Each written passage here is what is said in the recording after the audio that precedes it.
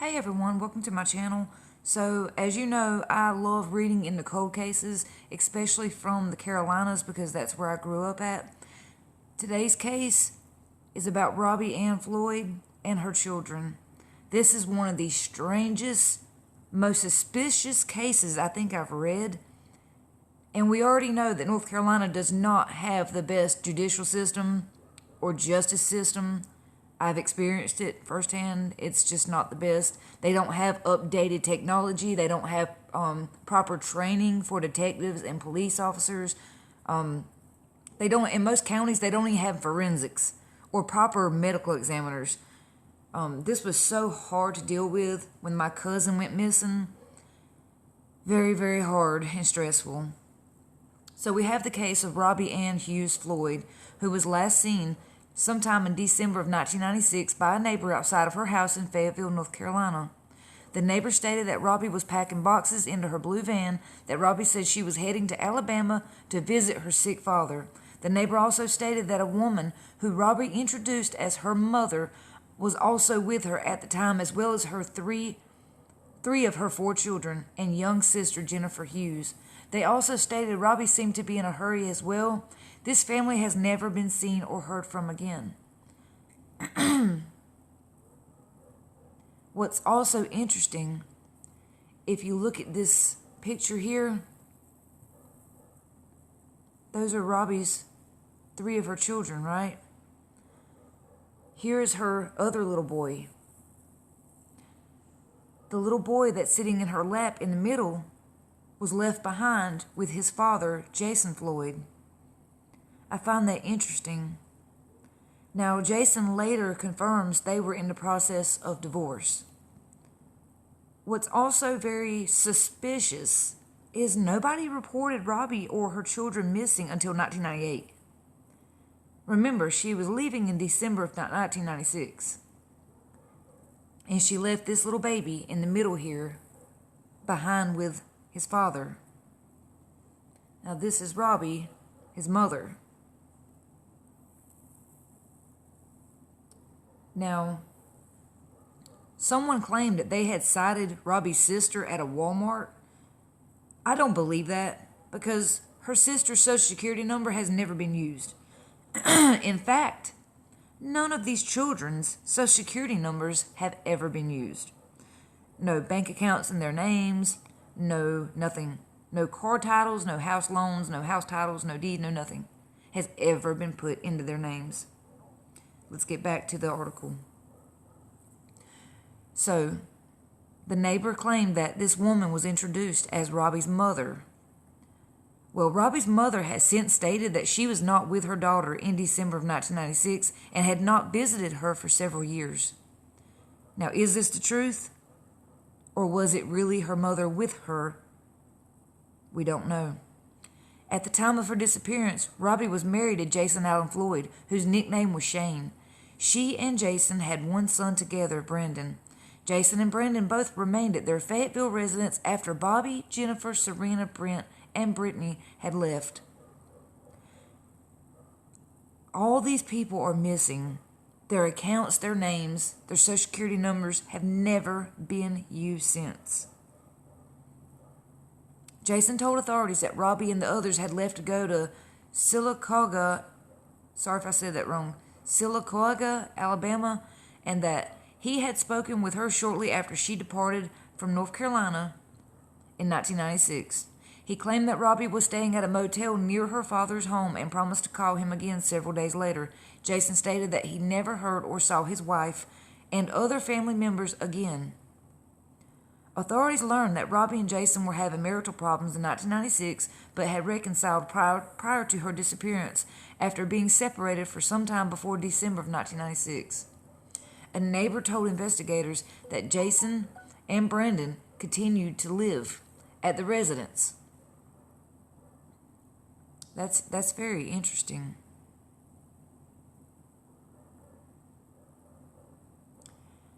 So Jason and Brandon stayed at the Fayetteville, North Carolina home until February of 1997, 2 months after their family members were last seen, but then left the area. She also stated that Jason mentioned he and Robbie were divorcing, Jason is not believed to have been involved in his family's disappearance. Jason was not the father of all of Robbie's children. Robbie did not maintain constant communication with her family members in 1996. Because of this, her sister and children were not reported missing until August of 1998, almost 2 years after they were last seen. Relatives in Alabama stated that Robbie and the others never arrived to the state.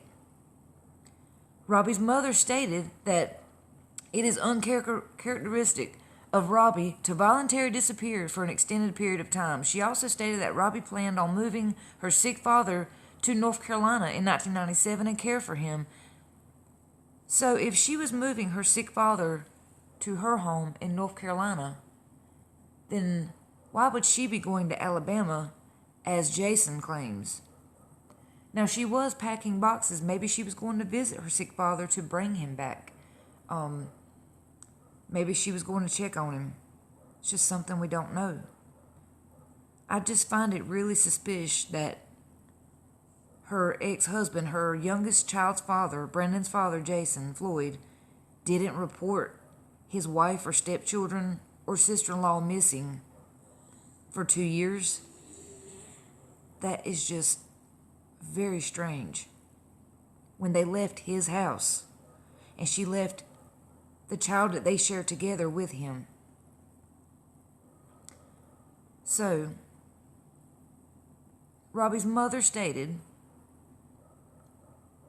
that she was going to bring her sick father back to North Carolina in 1997. Well, he sadly passed away in 1998. So, we know there was no reason for her to stay where her sick father was located then, past 1998, because he had passed away. Relatives also stated that Robbie did not graduate from high school and does not have any job training. I don't know why that is relevant. There has been no activity on any of the missing family members' Social Security numbers since 1996. Robbie never registered her van and has not renewed a driver's license since her disappearance. Y'all, it don't take a rocket scientist to know what's going on here. These people are gone. I'm sadly feeling like they are really gone. I mean, and it's so suspicious that the ex-husband didn't say anything. The police should, I hope they checked his phone records to see if she actually did call, because that would be a good break in the case. If she did call from Alabama a couple of days after she departed from North Carolina, that could kind of prove that he was telling the truth. But let me tell you something. The system in North Carolina is very, very shady, very irresponsible. They're known for contaminating crime scenes because they're not trained well enough. They don't have updated technology. North Carolina is just so far behind in the times, even today. They're way behind. Authorities are stumped. She never registered her van or driver's license. Nobody's Social Security numbers have been used. None of the kids' Social Security numbers have been used. Her sister's hasn't been used. Come on, you know what's happened here. Something happened before she left North Carolina. I can about bet $100 right now. Something happened. And if she did make it out of that driveway, something very bad happened. It just don't make no sense. You don't leave and never use your Social Security number, driver's license, car registration, anything out of 5-6 people. That doesn't happen. You transfer all those things to the state that you're going to if you're moving. But her sister at least would have been using her stuff. I mean, even if Robbie wanted to go into hiding or something, which we don't think she would because she left her baby fathers back in North Carolina. She had no reason to hide. Robbie was not in debt. She was divorcing, which would put my view back on the first original home, which was with Jason Floyd. Did he receive that phone call from Alabama from Robbie? That's what I would like to know. Authorities are stumped and do not know what led the family members to vanish. Their cases remain unsolved. In 2014, detectives stated that there had been a confirmed sighting of Jennifer Hughes, including one at Walmart on Ramsey Street in Fayetteville. How do you know that? If you haven't seen Jennifer Hughes since 1996, you're not going to know what the heck she looks like in 2014. So I would not call that a confirmed sighting. But again, that's how the police department in North Carolina works. All you have to do is go up there and tell them, oh, well, I seen Billy Bob over here at the Walmart. Oh, well, I've not seen him in 20 years, but I seen him at the Walmart. And they'll believe it. And they'll report it. And they'll act like, oh, well, they must be alive, so let's just forget all about this cold case. That's how it goes in North Carolina. Sadly, that's how it goes in a lot of places. But I can tell you, I've lived here in North Carolina, and I've lived in South Carolina, and that's how it is. Unfortunately, they just don't have the proper training and the technology that they need. The training mostly. You got a lot of old school people still in office in North Carolina. They don't like change. Again, though, how can you say that's Jennifer Hughes in 2014 if literally nobody has seen her since 1996? You can't tell me that's a confirmed sighting. You cannot tell me that. Unless it was by her own mama who stopped and talked to her and said, yes, I know that was my child, and you had dental records, and you were able to take a picture and prove to me that that was Jennifer. I don't believe it. Nobody has seen her since 1996. You're not going to know what she looks like. And she was young. So her looks could have changed since 1996. So they said they possibly think that Floyd and her children may be hiding out in Alabama. Then why would Jennifer be in Fayetteville? You see what I'm saying? The reports in North Carolina contradict themselves. They don't make no sense. Family members, including Serena's father, Jerry Glenn, states that he hopes he will one day see his daughter again. Serena was Jerry Glenn and Robbie Ann's daughter that they shared. I'm trying to see if there's a picture. I think this is a picture of her here on the left. Okay, yes, this is Serena on the left. That's Jerry Glenn and Robbie Floyd's daughter. So cute. These two little boys on the right are Robbie Ann's twin boys. They were 4 years old when they vanished. They had a heart condition which required medication and required attention every day. That's another thing that's stressing Robbie's family out. These boys have not been to the doctor. They have not been registered. They have not had medical attention. They have not been signed into a doctor's office, a hospital, under their original names. Their social security numbers have not been signed in for Medicaid, for hospital, doctor care, nothing. They have vanished. Now again, they had a serious heart condition which required medication and doctor's attention. So that is not like Robbie, from what her family says. Her family says she never would have risked her children's lives, especially not her knowing that they have a heart condition. This does not make sense. Jerry Glenn has not seen his daughter since 1996. He is not a person of interest. There has still been no activity on their social security numbers, and that no schools have ever called for their records. It's as if they don't exist anymore, stated Lieutenant Jimmy Black of Cumberland County Sheriff's Office. This is just so strange. But you can kind of guess what I'm thinking here. This family, this is what I'm alleging. I'm alleging this, okay? I don't believe that Robbie and her children ever made it out of North Carolina. Unless they can prove to me and show me a phone call from Robbie from Alabama to North Carolina to Jason's home. Because remember, her husband Jason, Brandon's father, was the last person to see her. She was packing her stuff at his home. He claimed he got a phone call from her a couple of days after they departed from North Carolina and arrived in Alabama. Where are the records? I want to see the records proving that Robbie Ann called him from Alabama. From a hotel in Alabama. Supposedly that was near her father's home. Now, let's go back through the story again. Robbie Ann, why does this keep popping up? Oh my God, this is so annoying. I've got these pop-ups that are so aggravating. There. And I don't know why they do that. It's like I've accepted cookies from a bad site or something. I don't know. Anywho. So, Robbie was supposedly going to Alabama to be with her sick father and taking her children and her sister. They never arrived. Robbie's father said they never arrived. And then in 1998, they disappeared in 1996. They were supposed to be at his home. Well, he passed away in 1998. So if they were there with his father, they would have, eventually have left because he died. But again, they were never, school files weren't transferred. Doctor's files were not transferred for the boys.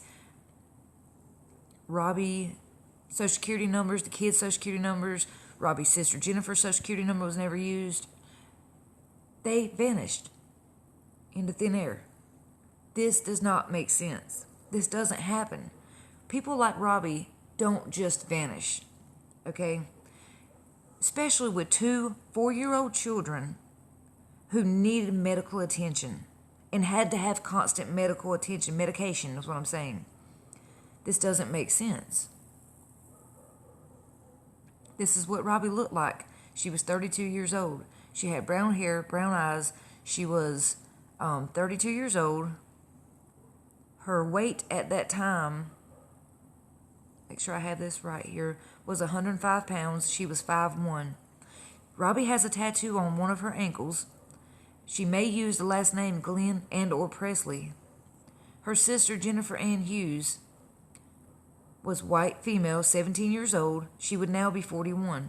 Yeah, if she was 17 when she disappeared in 1996, then you can't tell me you have a confirmed sighting of her in 2014. I'm not buying that bull crap. Nobody would know what she looked like in 2014. That is so annoying. North Carolina Police Department, and why would you even say that's a confirmed sighting of her? Oh, we got a confirmed sighting of her. No, you don't. No, you don't. You have not seen or heard from her since 1996 to 2014. You don't know what she looks like. But that's what I'm saying. That's what North Carolina authorities do. I have a confirmed sighting of her. So annoying. And we wished, don't we wish so much that we had that, but it's not. You would not know what they look like. Her children would be unrecognizable because they left as small kids. We wouldn't have any idea what they look like either. Robbie would be the closest to being similar to what she looked like when she left, but older, because she was the oldest. She was 32. So she would have had more wrinkles, possibly longer hair, shorter hair, things like that. Jennifer Jane Hughes, female, white, 17 years old, blonde reddish hair, blue eyes, 5'2", 110 pounds. Now, Jerry Glenn and Robbie Ann shared a daughter, Serena Notoria Glenn. She was biracial, black, white, 11 years old, black hair, brown eyes, 5 foot at the time of her disappearance, 85 pounds. Serena has a birthmark on her lower back. She may also spell her name Serena, Serena. Brent Nicholas Hughes, biracial, black, white, 4 years old, black hair, brown eyes, 3 foot at the time of disappearance, 40 pounds at the time of disappearance. Brent and his twin sister, Brittany. Oh, excuse me, I didn't mean to say twin boys a while ago. It was twin brother and sister. Okay. Both have heart condition which requires medical treatment. Brittany Nicole Hughes. What cute names. That is so cute. Brent and Brittany. Spelled Brentttane. That is beautiful. I love that. Brent Nicholas Hughes. Brittany Nicole Hughes. That's so sweet. Biracial, black, white, female, 4 years old. Would be 27 years old now. 3 foot at the time of disappearance. 35 pounds at the time of disappearance. Brittany and her twin brother Brent both have a heart condition which requires medical attention. If you or someone you know has any information on the whereabouts of Robbie Ann Hughes Floyd, Jennifer Hughes, Serena Glenn, Brent Hughes, or Brittany Hughes, please reach out to the Cumberland County Sheriff's Office at 910-6 775400. Information for this case was gathered from the Charlie Project and WRAL article. No author given.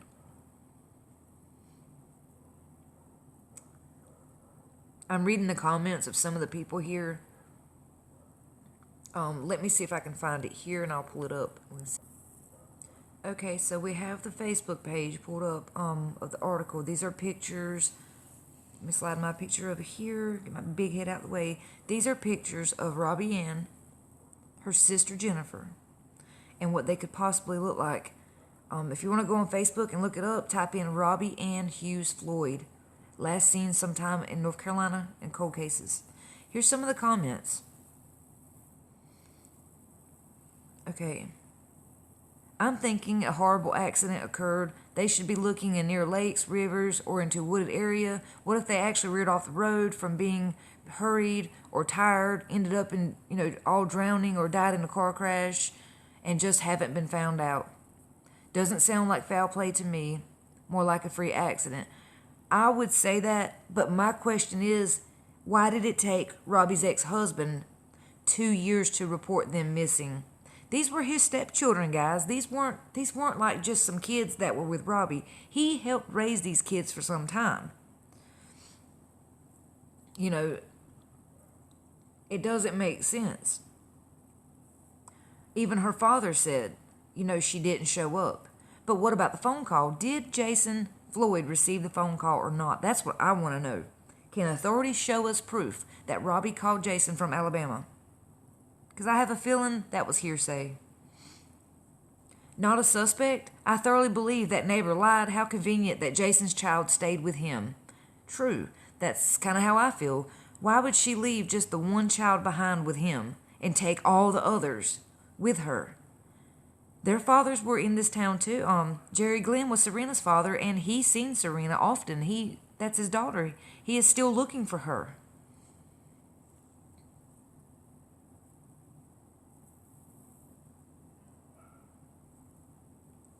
Truly sad. If it between states, be harder for answers. 5 people just disappear and no activity to be found anywhere. What that tells me something. And her hubby and their son are still alive because his son stayed with him. That tells me something also. That hubby has gotten away with murder all these years. Very strange. Pretty hard for 5 people to completely hide out in this day and age. It was the mom then. She was the last person to be seen with them. That's interesting too. The neighbor claimed that the woman was introduced as Robbie's mother, but then Robbie's mother turned around and said that she was not with Robbie or those children. So, I wonder if police ever interrogated her at all, or Jason, her children's father, But this is North Carolina we're talking about. My own cousin went missing, and it was just like, oh, well, doesn't matter, because he was an addict. It didn't matter. It's very sad. Someone said maybe they are all in a witness protection program. But why would the family be reporting them 2 years later?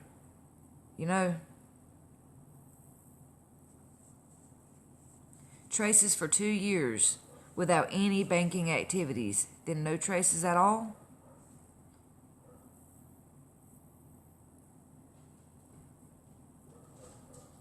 It's suspicious if you ask me.